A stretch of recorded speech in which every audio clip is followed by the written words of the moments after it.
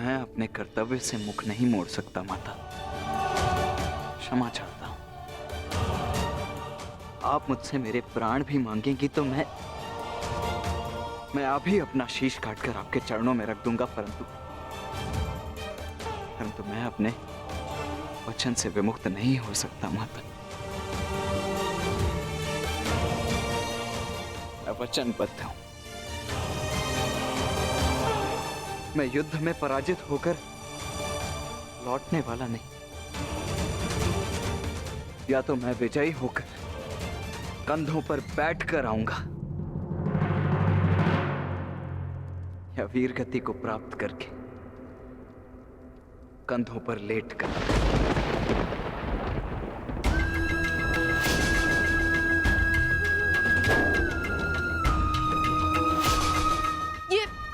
ये आपका पुत्र क्या बोल रहा है? अब आप सुन रहे हैं ना? मैं आपसे हाथ जोड़कर विनती करती हूँ स्वामी, रोकिए इसे। आप ऐसा कैसे होने दे सकते हैं? कुछ कीजिए। करना तो तुम्हें है सुप्रिया। ममता और कर्तव्य में संतुलन करना है। तुम एक योद्धा की माता हो, तुम्हें अपने हृदय को कठोर बनाना होगा। मेरी अनुपस्थिति में हमारा पुत्र इस महायुद्ध में अत्यंत मुख्य भूमिका निभा रहा है। मुझे उस पर गर्व है और तुम्हें भी होना चाहिए सुप्रिया। युद्ध में पीछे हट जाने वाले वृषसेन का पिता होने से अधिक युद्ध में बलिदान दे देने वाले वृषसेन का पिता होना अधिक श्रेष्ठकर समझता हूं।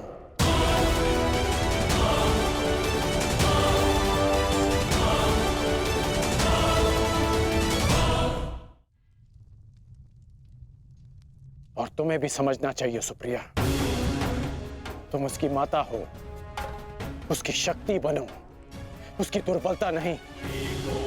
हर मनुष्य अपना लक्ष्य चुनता है और मैंने और वृषसेन ने भी अपना लक्ष्य चुन लिया है। हमारा लक्ष्य ये महायुद्ध है और युद्ध बलिदान मांगता है।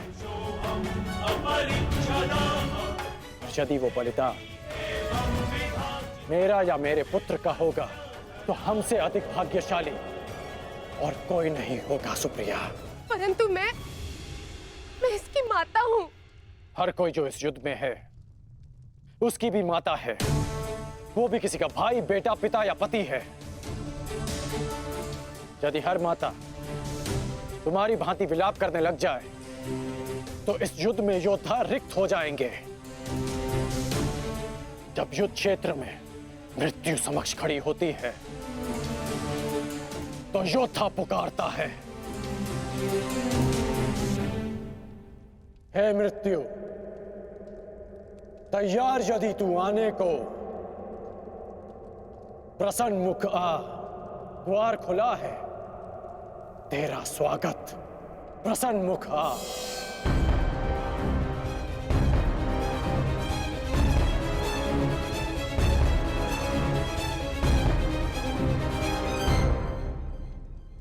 तू महायोद्धाओं के समक्ष एक दुर्बल माता कैसे जीत सकती है? यदि आपने निर्णय ले ही लिया है तो ठीक है, किंतु एक बात स्मरण रखना, यदि मेरे पुत्र को कुछ भी हुआ तो उसके उत्तरदायी आप होंगे और इसके लिए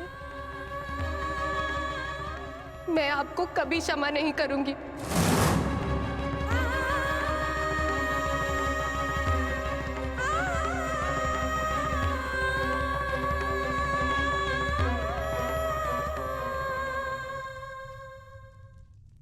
आज युद्ध भूमि में पांडवों का प्रयास था कि दुर्योधन पर वश पालें। कल भी कदाचित उनका यही प्रयास होगा। इस कारणवश हमें सज्ज रहने की आवश्यकता है।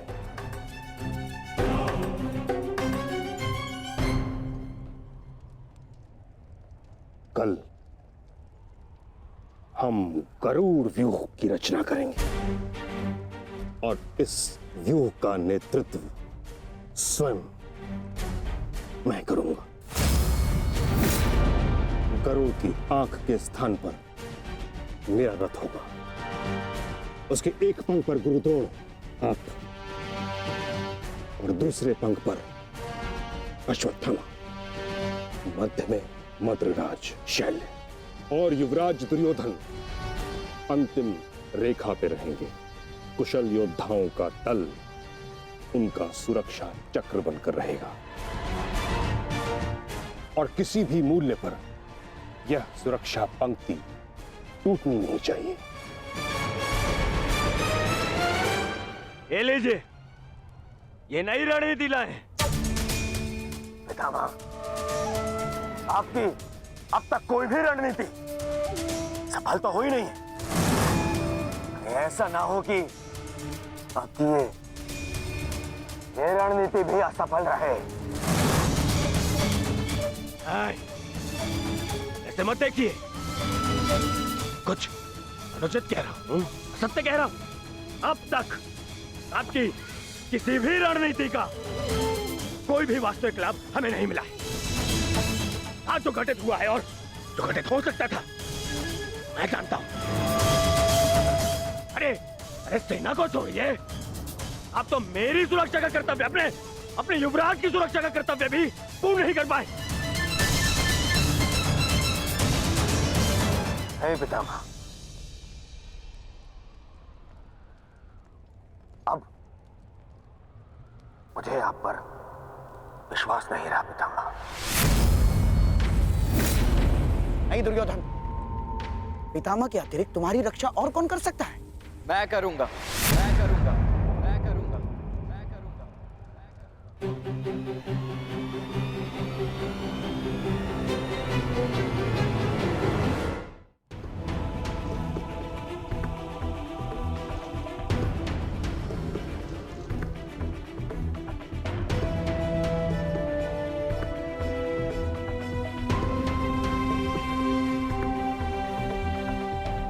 मैं मानता हूं मैं महामहिम के समक्ष कुछ भी नहीं, और मैं हृदय से उनका सम्मान भी करता हूं।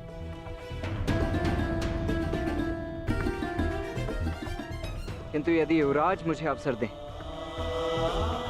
तो मैं उनकी सुरक्षा के लिए सदैव तत्पर रहूंगा।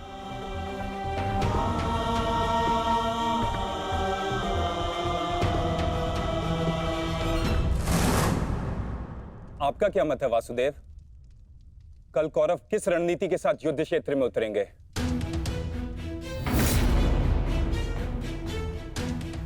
उनकी व्यूह रचना क्या होगी? व्यूह रचना चाहे जो भी हो, किंतु आज जो रणभूमि में हुआ उसके पश्चात यह निश्चित है कि दुर्योधन की रक्षा हेतु वे उसे सेना की अंतिम रेखा में ही रखेंगे, क्योंकि वो जानते कि दुर्योधन ही हमारा लक्ष्य है।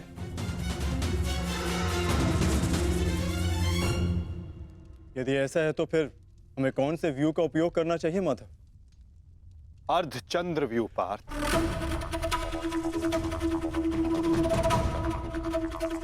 उसी व्यू के कारण हम दुर्योधन को रणभूमि की ओर ला पाएंगे।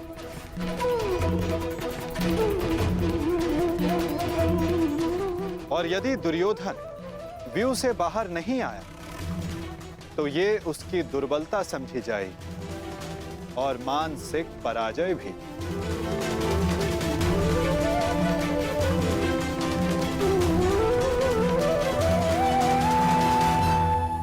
कल दुर्योधन की रक्षा कोई नहीं कर पाएगा, वो चाहे आचार्य द्रोण हो या पितामह, अश्वत्थामा हो या दुशासन या फिर वृक्षसेन।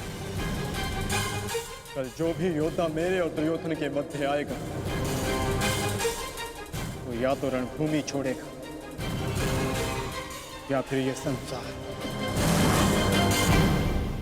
मेरे पिताश्री आप पर पूर्ण विश्वास करते हैं युवराज, और मैं अपने पिताश्री की ओर से आपको यह वचन देता हूं कि जब तक मेरे शरीर में अंतिम श्वास रहेगी, तब तक मैं युद्ध भूमि में आपकी सुरक्षा के लिए प्रस्तुत रहूंगा।